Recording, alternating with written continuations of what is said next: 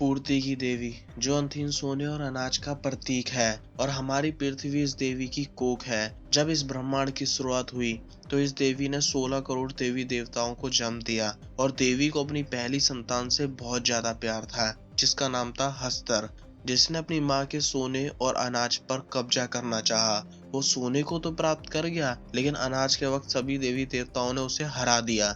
लेकिन इससे पहले कि वो पूरी तरह से खत्म हो जाए, देवी ने उसे अपनी कोख में सुरक्षित कर लिया। लेकिन उसे कभी भगवान का दर्जा नहीं दिया गया और ना ही किसी ने उसकी पूजा करी, सिवाय एक ऐसे परिवार के जो तुम्बाड़ नाम के गांव में रहा करता था। उस परिवार के लोगों ने हस्तर का एक मंदिर बनाया और उसे पूजने लगे। जब से ही बाकी देवी देवताओं का कहर बारिश बन तुम्बाड़ पर बरस रहा है। सरकार जो कि हस्तर के मंदिर की देखभाल करता है, जो अब काफी बूढ़ा हो चुका है, और ये है विनायक राव की माँ और सरकार की पत्नी, जो कि उम्मीद कर रही है कि सरकार हस्तर की मूर्ति पर रखे सोने के सिक्के को उसे देगा, क्योंकि वो सरकार की माँ का ध्यान रखती है जो श्रापित हो चुकी है। विनायक राव का एक छोटा भाई है सदाशिव। ये दोनों अपनी माँ का इंतजार कर रहे हैं क्योंकि इस टाइम उसकी माँ रोज दादी को खाना खिलाती है, जो एक अंधेरे कमरे में अकेले रहती है। लेकिन आज अस्तर के मंदिर, जिसे वाड़ा भी कहते हैं, वहां से आने में उसे लेट हो चुका है। थोड़ी देर वेट करने के बाद वो दोनों बिना अपनी माँ के घर में घुसते हैं। विनायक राव दादी के लिए खाना बनाता है और सदाशिव को खाना दादी को देने को बोलता है। वो डरते हुए दादी के कमरे के बाहर पहुंचता है। इससे पहले कि वो गेट खोले तभी उनकी माँ वहां आती है और दोनों को गुस्से में एक एक थप्पड़ लगाती है और फिर से कुछ मंत्रों को जपते हुए खाना बनाती है और हड़बड़ी में उस अंधेरे कमरे में जाती है जहां सब जाने से डरते हैं। खाने के बाद विनायक राव की माँ दादी के पैर के नेल्स काटती है और दोस्तों, श्राप लगने के कारण उसकी बॉडी एक मॉन्स्टर जैसे लगने लगी है, बहुत ही डरावनी। अगले दिन सरकार मर जाता है। विनायक राव की माँ भी ये जगह छोड़ पुणे जाना चाहती है। विनायक अपनी माँ को कहता है कि एक बार आप दादी से पूछो कि खजाना कहाँ है, क्या पता वो हमें बता दे। उसकी माँ कहती है कि कोई खजाना नहीं है। सरकार की पूरी जिंदगी निकल गई खजाना ढूंढते हुए, उसे आज तक कोई खजाना नहीं मिला। वो खजाने से रिलेटेड अपने भाई से बात करता है, तभी उसके भाई का पैर फिसलता है और सदाशिव का सर पत्थर में जा लगता है, जिस कारण उसे बहुत गहरी चोट लगती है।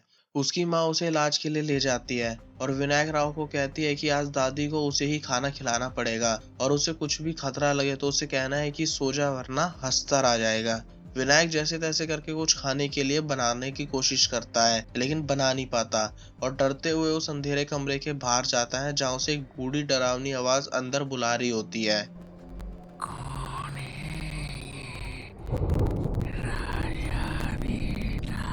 वो लालटेन लेकर उस कमरे में जाता है जहां उसे अपनी श्रापित दादी नजर आती है, जो कई सालों से ऐसी हालत में इस कमरे में है। विनायक उससे खजाने के बारे में पूछता है। दादी उसे कहती है कि पहले खाना दे, फिर वो उसके खजाने के बारे में बताएगी। वो जल्दी से फिर से किचन में जाता है और अनाज ढूंढना शुरू करता है अपनी दादी के लिए।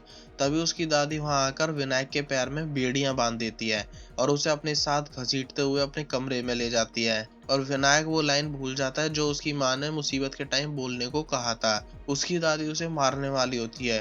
फॉर्चुनेटली विनायक को वो सेफ लाइन याद आ जाती है और वो तेजी से बोलता है, दादी सो जा वरना हस्तर आ जाएगा। और दादी तुरंत खर्राटे मारते हुए सो जाती है। यहाँ रास्ते में सदाशिव अपनी माँ की गोद में ही अपना दम तोड़ देता है। विनायक राव और उसकी माँ अपने बेटे का अंतिम संस्कार कर तुम्बाड़ को छोड़ देते हैं और इसके साथ ही वो उस सोने के सिक्के को भी ले आती है जो हस्तर की मूर्ति पर रखा हुआ था। लेकिन दोस्तों, विनायक को एक सिक्का नहीं, पूरा खजाना चाहिए।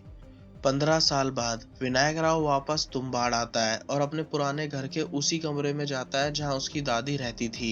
कई साल बीत जाने के कारण यहाँ बहुत सूखी घास उग चुकी है। दोस्तों, विनायक देखता है कि उसकी दादी अभी तक जिंदा है लेकिन उसकी पूरी बॉडी एक पेड़ के नीचे आ चुकी है। असल में दोस्तों, दादी जिस श्राप से श्रापित है उसमें इंसान तब तक नहीं मरता जब तक उसको जला नहीं दिया जाता।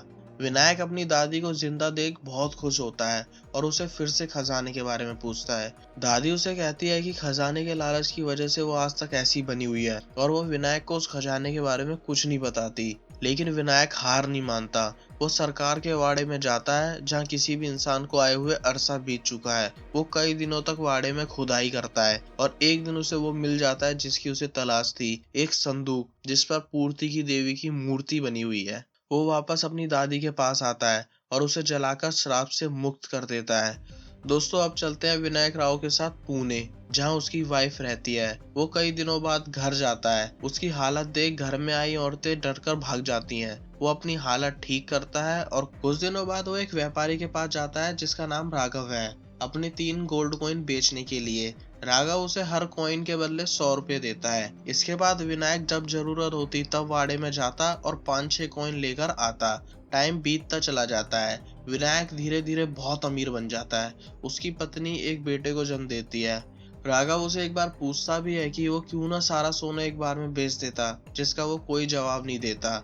एक दिन राघव एक विधवा को विनायक के लिए लेकर आता है, जिसे वो अपने घर की नौकरानी बना लेता है। उस विधवा से विनायक को पता चलता है कि राघव ने उसे सोने के राज का पता करने के लिए यहाँ भेजा है। आखिरकार वो इतना सोना लाता कहाँ से है। इस बार विनायक वाड़े में जाता है और राघव उसका पीछा करता है खजाने के लालच में, और ये बात विनायक अच्छे से जानता है कि राघव उसे फॉलो कर रहा है। विनायक एक केतली के साथ कुएं के अंदर जाता है और कुछ देर बाद वो गोल्ड कॉइन के साथ कुएं से बाहर निकलता है और वहां से चला जाता है। राघव विनायक के जाने के बाद वो भी कुएं में जाता है और एक टनल के थ्रू वो उस संदूक तक पहुंच जाता है जिसे विनायक ने शुरुआत में ढूंढा था।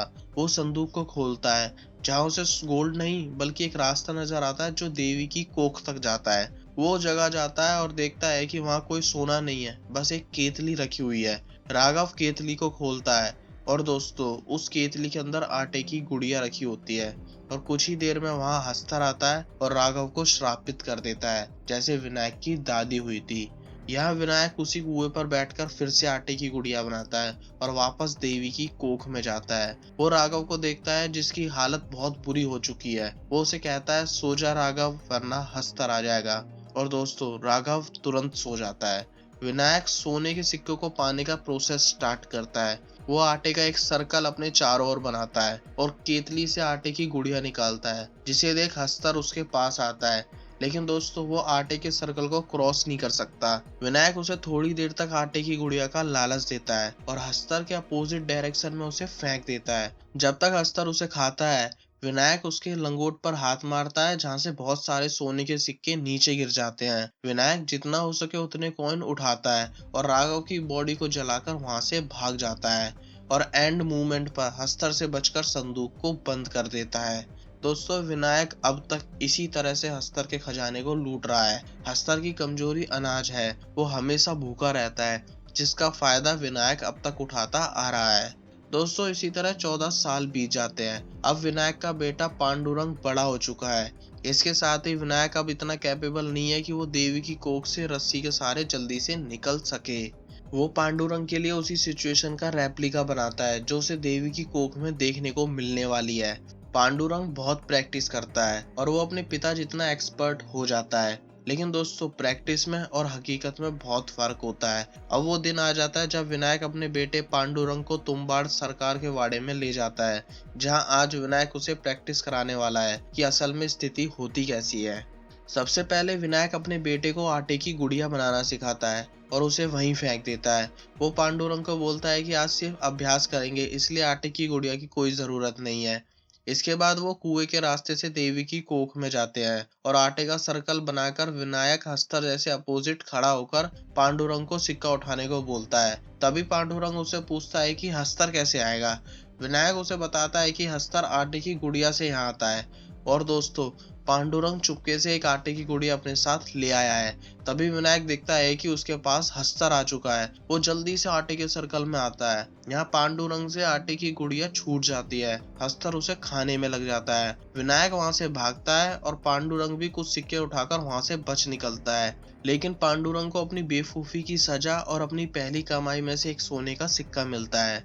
इन सब के बाद वो दोनों वापस पुणे अपने घर जाते हैं और पांडुरंग वो सिक्का अपनी माँ को देता है। दोस्तों वो दिन आ जाता है जिस दिन भारत देश आजाद हुआ था, जिसकी खुशी देश के सभी लोगों को थी, सिर्फ विनायक को छोड़कर, क्योंकि तुम्बाड़ और वो हस्तर वाला वाड़ा सब इंडियन गवर्नमेंट की प्रॉपर्टी हो जाती है, जिसको तोड़कर वहाँ नए गांव बसाए जाने वाले हैं। विनायक को यह सब सुनकर बहुत दुख पहुंचता है। वो अपने बेटे को एक तिजोरी की चाबी देता है जिसे उसने छुपा कर रखा था।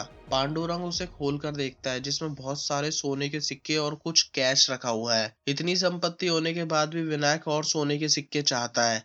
पांडुरंग उसे एक आइडिया देता है कि अगर हम एक से ज्यादा आटे की गुड़िया ले जाए तो जब हस्तर एक गुड़िया खाकर खत्म करेगा तब हम उसे दूसरी गुड़िया देंगे और ऐसे ही देते रहेंगे, जिससे हमें काफी टाइम मिल जाएगा बहुत सारे सिक्के उठाने का। विनायक को पांडुरंग का आइडिया सही लगता है। फिर क्या था, वो दोनों आखिरी बार तुम्बाड़ चाटते हैं और वाड़े में कुएं के पास बहुत सारी आटे की गुड़िया बना लेते हैं। इस बार देवी की कोख तक जाने वाले संदूक पर भी वो आटे का सर्कल बनाते हैं। इसके बाद वो दोनों अंदर जाते हैं और आटे का सर्कल ड्रॉ करते हैं। विनायक 2 गुड़िया लेकर खड़ा हो जाता है और दोस्तों यहाँ आता है कहानी में ट्विस्ट। विनायक देता है कि उसके सामने एक नहीं 2 हस्तर आ चुके हैं। यहाँ पांडुरंग सारे गुड़िया बाहर निकाल लेता है और जितनी गुड़िया उनके पास होती है उतने ही हस्तर वहां आ जाते हैं। वो दोनों चारों तरफ से हस्तर से घिर जाते हैं। पांडुरंग 2-3 गुड़िया इधर उधर फेंकता भी है, लेकिन इससे कुछ फायदा नहीं होता और थोड़ी देर बाद लालटेन बुझ जाती है। पांडुरंग डर के मारे बेहोश हो जाता है। विनायक समझ जाता है कि वो अपने बेटे के साथ यहाँ फंस चुका है। अब उसके पास सिर्फ एक ही रास्ता है जिसकी मदद से वो अपने बेटे को यहाँ से बचा सकता है। विनायक सारे आटे की गुड़िया अपनी बॉडी से बांध लेता है और पांडुरंग होश में आता है और अपने पिता को ये सब करने से रोकता है, लेकिन विनायक रस्सी के सहारे ऊपर जाता है और उसके पीछे सारे अस्तर पड़ जाते हैं और कुछ नीचे तो और कुछ ऊपर। आटे के सर्कल में आने के कारण सारे अस्तर मर जाते हैं। जब थोड़ी शांति होती है तो पांडुरंग ऊपर जाता है और देखता है कि कुएं के पास उसके पिता विनायक राव है, जिसे हस्तर का श्राप लग चुका है, जैसे उसकी दादी को लगा था। विनायक पांडुरंग को हस्तर का सोने के सिक्कों से भरा एक छोटा सा बैग देता है, लेकिन वो ये बैग नहीं लेता और अपने पिता को जलाकर श्राप से मुक्त कर देता है। और उसके पिता को ज्यादा दर्द ना हो उसके लिए पांडुरंग एक लाइन बोलता है, बाबा सो जा वरना हस्तर आ जाएगा। सो दोस्तों, इस तरह हमारी आज की कहानी खत्म होती है। आई होप सो आपको वीडियो अच्छी लगी हो, और अगर आप इसी तरह की अमेजिंग कहानी देखना चाहते हो तो ब्लैक फोन का एक्सप्लेनेशन जरूर देखो। वीडियो का लिंक आपके सामने आ ही रहा है। मैं मिलूंगा जल्दी एक और नई मजेदार कहानी के साथ। जब तक के लिए बाय बाय।